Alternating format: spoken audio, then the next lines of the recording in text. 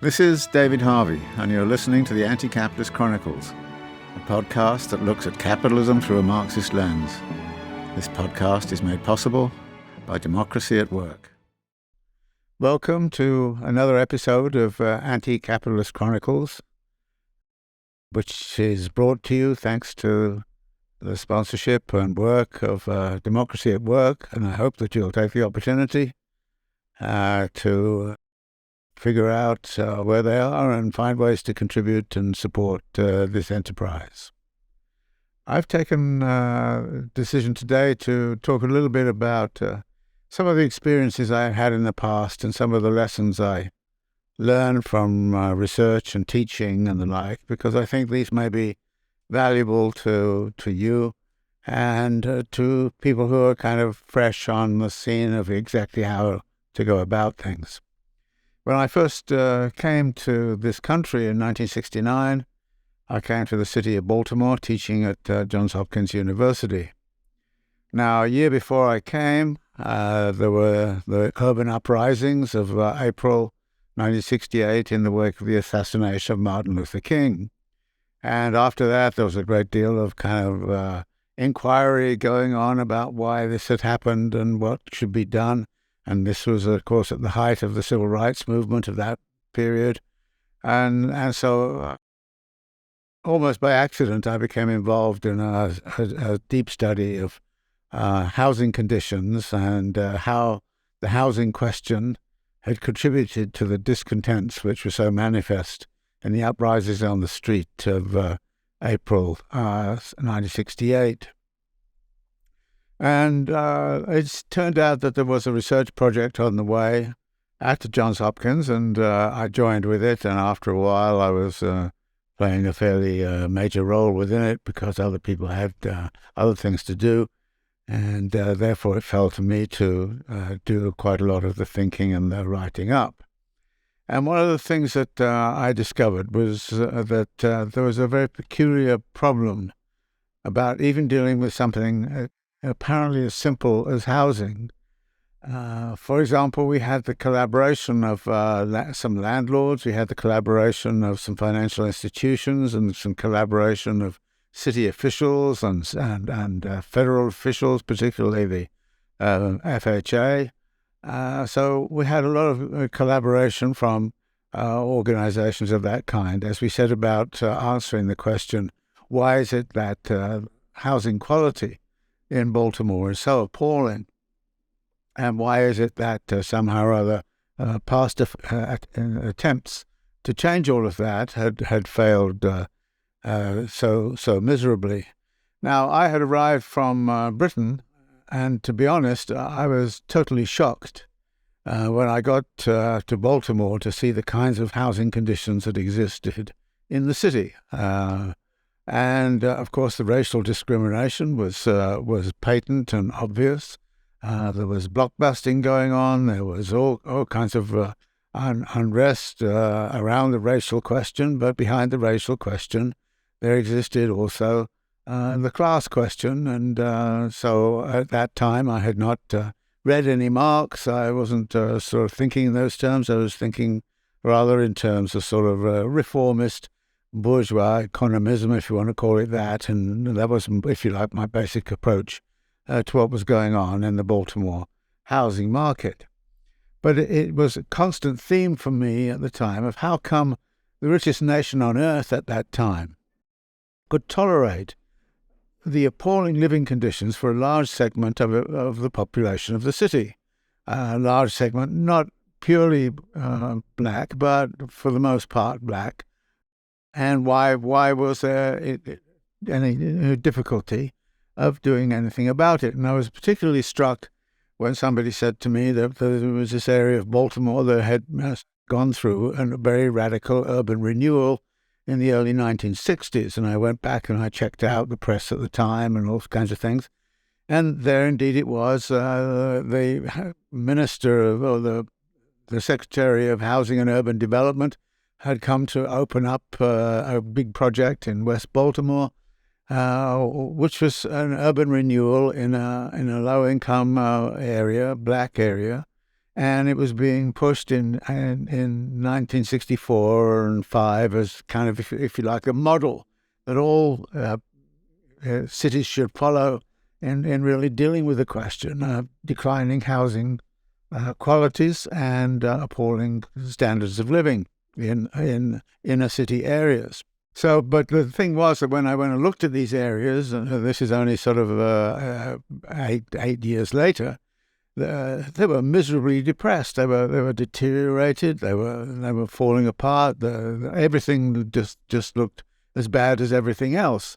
So, within 8 years, you'd gone from a stellar kind of urban renewal development, which was supposed to change the quality of life and quality of housing for the residents, to find that actually it was just no different than anywhere else sort of 8 years later. So I was immediately kind of thinking to myself, how come all of that money which is put into that has declined so quickly, and is there an answer to that question? Now, we had a lot of collaboration from various groups in the city into the situation, and one of the interesting things was that I had a research student at that time, and who talked to a lot of the landlords in the city, and some of them were very collaborating. And we actually looked at their books and their rates of return. And one of the things we saw was that if you were a landlord in the city and you had many properties, then properties in the inner city, you were typically looking for a rate of return of something like 12 or 15% on the capital that you're investing. And so this was the kind of story of inner city housing. But if you moved out from the center of the city into the less deteriorated areas, you found that the rate of return of on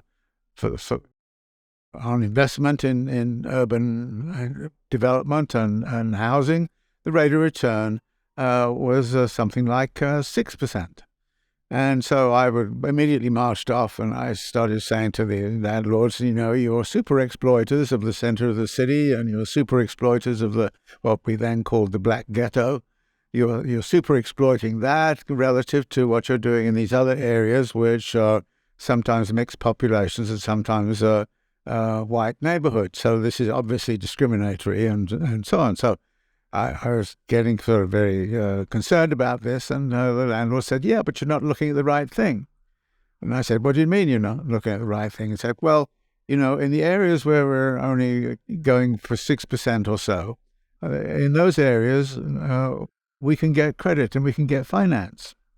And the trick out there is that if you have if you can get finance and your overall rate of return is 6%, but you're paying, say, 5% on borrowed money, which is covering, say, the cost of 2/3 of the housing, then the rate of return on your money is something like 26%. So that this then introduced me to a very, very important financial principle, which is called leveraging. And this explains something which I've often had previously not understood, which is why is it that people, when they have the opportunity to operate with cash or operate on credit, prefer to operate on credit? Because if you operate on credit, you have a fixed credit payment of your 5% on whatever you've borrowed. And if you get 6 or 7% on the total investment, then that 1 or 2% when it's calculated on the basis of the amount of your capital in it, gives you a rate of return on your own capital of 20%. So this is something that goes on all over the place. And so I noticed recently, for example, when Elon Musk bought Twitter, he paid $40 billion or something like that. And you would think that, okay, he paid for that somehow. No, he borrowed the money to buy it. And he's therefore what's called leveraging is a terribly important thing. And then the landlord said to me they could leverage in those outer markets of housing, but they couldn't leverage in the inner city because the banks would not lend them money. In other words, what the landlords were saying to me was, if the banks would lend us money, we would leverage on the inner city and we would look for a rate of return of only 6% instead of the 15% which we're currently extracting, because we have to take 15% because that's the only way we can actually get it because we can't get access to financing. So I trot off to the banks and start saying, why aren't you financing? Redlining of the cities, that is mortgage kind of discriminations were outlawed in 1964. Why are you still doing this? Because clearly this is having a big impact upon the quality of housing because the finance going into it looks very different in the outer areas from what it's like in the inner city. So the banks then kind of said, well, we're just dealing with risk. And the fact is that in that area, in the inner city, it's high risk, and so we're not prepared to lend in a very high risk environment. And our risk analysis tells us that the inner city is a very risky venture, and therefore we want to do it. We would do it, of course, if we could get insurance on our mortgage, and the insurance depends upon the Federal Housing Administration, which insures mortgage finance. So I trot off from the bank and I go to the FHA and I say to the FHA people, hey, listen, why aren't you giving insurance on housing in the inner city? And their answer was, well, Congress won't let us, because when we were set up, we were supposed to help people get access to home ownership finance. We were set up with that, but we went through a few cities, and Detroit was one of them, as I recall, where we did a lot of financing of this. And then, of course, the market went down, and the risk took over, and we suddenly found that FHA was losing a lot of money, and Congress held hearings about this. And so I went down and looked at the congressional hearings, and sure enough, there it was all about the high risks that existed, and the FHA was losing money by actually supporting mortgage finance in the inner city of Detroit. So therefore, the policy of the FHA, as dictated by Congress, was not to go into debt and not to lose too much money. And if you lost money, you were going to be hauled over the coals. And so the FHA refused to finance the banks, and the banks refused to finance the landlords, and the landlords couldn't use leverage and therefore had this high rate. So one of the things I learned from that was this, that you need always, when you're looking at a problem, to look at the particularity of the problem, but also look at its setting, look at what I would now call the totality of the system. And when we wrote the report and talked about the systemic structure, the landlords were quite happy with it, because we wrote a report in a way that said, look, this is not the landlord's fault, and it's not the bank's fault, and it's not the FHA's fault, but the whole system is geared in such a way as to actually produce this result where inner city housing is very, very difficult to upgrade and treat in any kind of way whatsoever, because there's a systemic problem rather than, well, it's just greedy landlords or unthinking banks or mindless FHA policies. So that was one of the first, it was a great learning experience for me, along with the importance of leveraging. Wherever we go in capital, you're going to find leveraging. You buy some sports teams, some big sports teams like Manchester United, as the Glazer brothers did, and you borrow vast amounts of money to do it, and then you use the sports team's revenues to get capture your debt back. So you always want to operate on borrowed funds if you possibly can, and of course the other thing is that if you go under, then it's not your capital necessarily which is going to be destroyed, but the bank's capital is going to be destroyed at a certain moment. And as somebody once said to me, again in Baltimore, they kind of said, look, one of the best things you can do in the city is to get very, very highly indebted. And if you get so highly indebted that you going bankrupt would actually cause a ruckus within financial institutions, the institutions are far more likely to bail you out and to roll over your debt, because they don't want to face a default. So leveraging and also systemic kind of things were terribly significant. And then something else happened, which was kind of interesting, because one of the ideas that came up was, well, maybe you could use concentrated code enforcement as one of the ways to improve inner city housing. The idea being that, okay, you had a code enforcement office, you had inspectors. What you would do is you would get together all of the inspectors, and you would, if you like, take on a particular neighborhood or a particular set of streets, and you would do systematic code enforcement and citations, and that would actually then draw out the investment that would be needed to fix up all the things that were wrong. So I kind of spent some time with the housing code inspectors. And after a bit, I suddenly noticed something, which was that the housing code inspectors, when left to themselves, wouldn't go near the housing in the inner city. They only went close to the housing in the inner city when somebody pushed them to, as the government was trying to do. Then they found themselves caught up in the following situation, where one housing inspector in particular put it this way. He said, "Look, when I inspect one of these really dilapidated houses in the inner city," he said, "I turn up and I go and I knock on the door and I say, I'm a housing inspector, I want to inspect." And he said, "I put one foot in the door and I can immediately see about 2 or 3 code violations. I look up at the roof and I see another set of code violations. And I could actually cite about maybe 20 or 30 code violations in the property, but I realize there's no point in doing so. So I just take what I think are the 2 most important and most dangerous code violations, and I cite those. And I then say, okay, we need to do something about this." And I say to the tenant who's there, "Who's the owner?" And I kind of say, "Well, I don't know. I just pay the money to a rent collection agent guy. I don't really know but so it takes a little research to find out who the owner is. Sometimes you find the owner lives in Florida or lives in, Kentucky or something like this. So there's a lot of absentee ownership, which is a problem. But even those that are not absentee, you finally get hold of who the landlord, and you set up an appointment to meet them at the house when you're going to point out the code violations that need to be fixed up."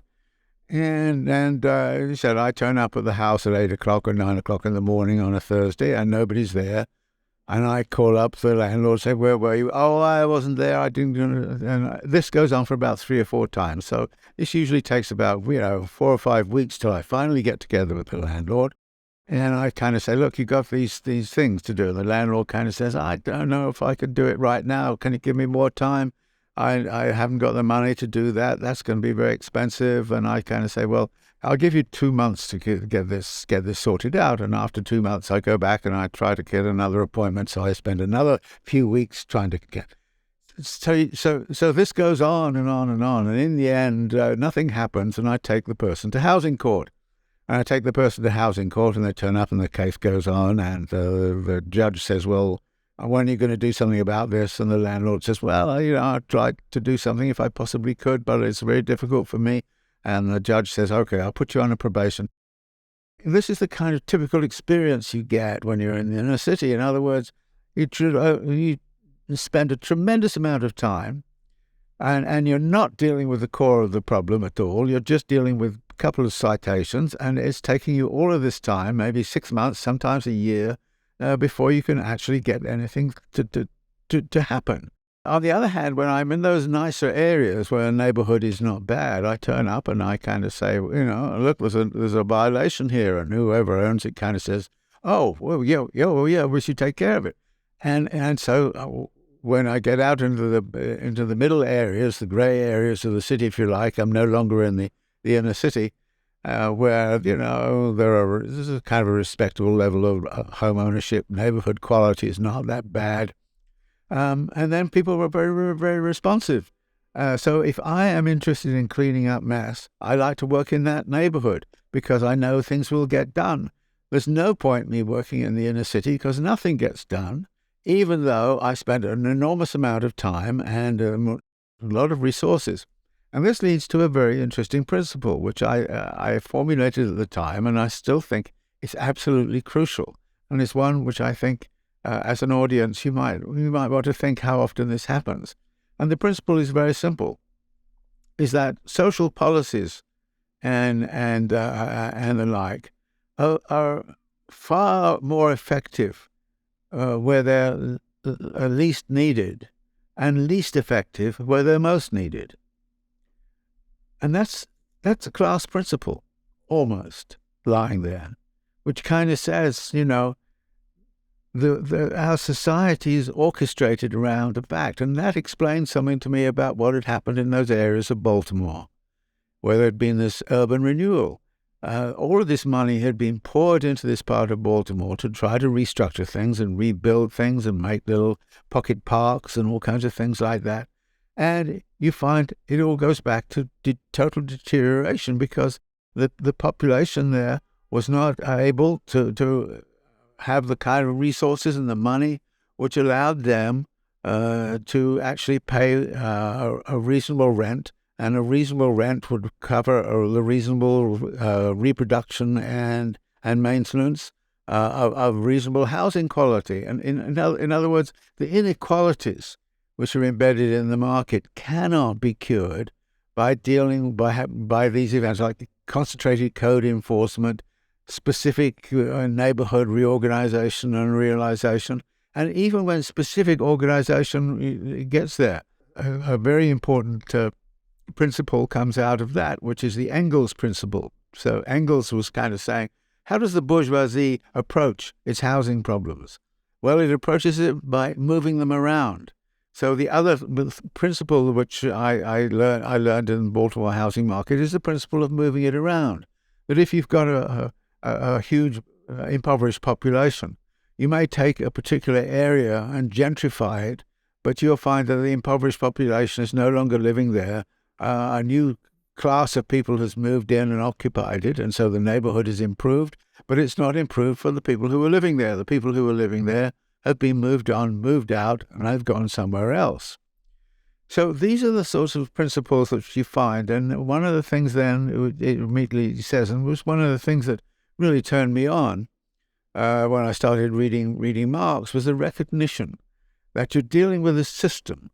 You're dealing systemically with something, and that you should always try to understand what is going on around you, not in terms of just simple kind of, the problem is with the landlords. They're exploitative and they're exploiting the inner city far more than they are exploiting other parts of the city, or the banks are, just greedy banks and so on. So instead of looking at it that way, you then look at the system. Because that means that you have to change the whole system.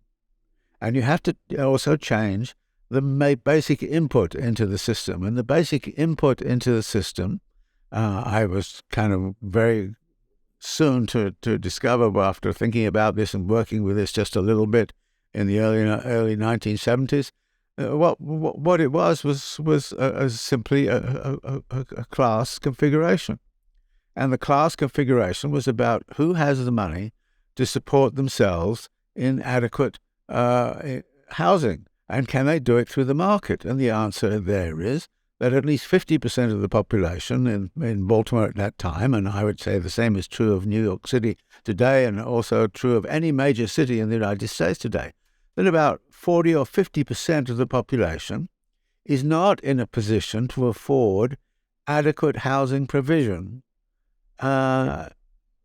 because of their impaired income streams, and for that reason, you cannot expect housing provision which is coming through the market to satisfy their requirements. In other words, there was a crisis of affordable housing back when I started working on it in 1969, 1970. It was the crisis of affordable housing. There's a crisis of affordable housing today. There will be a crisis of affordable housing tomorrow, and in 50 years' time, there will be a crisis of affordable housing in 50 years' time, simply because nobody's prepared to think about the kind of reconstruction of the organization of housing provision and that systemic kind of process, which means that, no matter how well-meaning the efforts are, and how big the monetary commitment is, that principle that the policies are going to be least effective where they're most needed and most effective where they're least needed. That is the principle which is going to prevail, unless we are prepared to rebuild the whole city system from the ground up. And that would mean basically, I think, setting out public housing of good quality, recognizing that people who live in it are not going to have the resources to keep it up. It therefore has to be maintained adequately, and there have to be adequate maintenance procedures so that the public housing sector in New York City, which at one time was much bigger than it is now, but is still substantial, would have to be reorganized and reconfigured around the fact that the populations who live there are not in a position to be able to pay a market rent. Therefore, we have to imagine a city which is a radically different kind of city where maybe half of the population is going to be living in social housing. And social housing is probably the only way in which we're going to end up. Otherwise, we'll end up, as we do in New York City, with 60,000 homeless people, a crisis of affordable housing, even though we're building housing like crazy all over the city, but we're building it for those who can afford it, which is we're building it for people who can afford to pay, I don't know, $1 million for a two-bedroom apartment and who can pay $400 a month rent, which is way, way beyond the reach of even middle-class populations. So that here, too, I think we need. So this is one of the reasons why I started to think I needed a systematic kind of way to really look at what is going on, not only in housing, but if I look at any kind of a problem, I would try to look at it very much in the light of saying, what is the system? What are the relationships between the components of that system? Why is it that one part of the system looks like it's the evil part, and then it turns out that nobody is in the whole system is evil. It's just the system itself is evil. So you get this kind of situation in which you can get quite nice people working in an evil system, and it doesn't matter the fact that they're nice because the consequences are not good and are not evil. So that was one of the big learning experiences I had from getting involved in some 50 years ago now. So I'm talking about a historical period, but one of the things that's interesting to me is almost everything that I learned about what was going on in housing at that time is applicable to looking at what housing provision in major cities, not only in the United States, but worldwide. There are some places worldwide that have done things in a much better kind of way. Singapore, for example, is a very good example of perhaps the best that you can do while being within the parameters of a broadly capitalist system. So there are adjustments which are possible, but in the United States, I think there is absolutely no appetite, which explains why it is that one of the wealthiest cities in the world still tolerates appalling living conditions, rat-infested accommodations, appalling sort of daily life configurations in the midst of enormous affluence. And that seems to me to be something that all of us should pay attention to, and all of us get behind the idea that we want to create an equitable system, and one that actually breaks with the systemic way in which there is the reproduction of poverty and the reproduction of inequality by these kinds of housing delivery systems, which are based upon the market system. So let me leave it there, and I will have some other examples of this later on. Thank you. Thank you for joining me today. You've been listening to David Harvey's Anti-Capitalist Chronicles, a Democracy at Work production.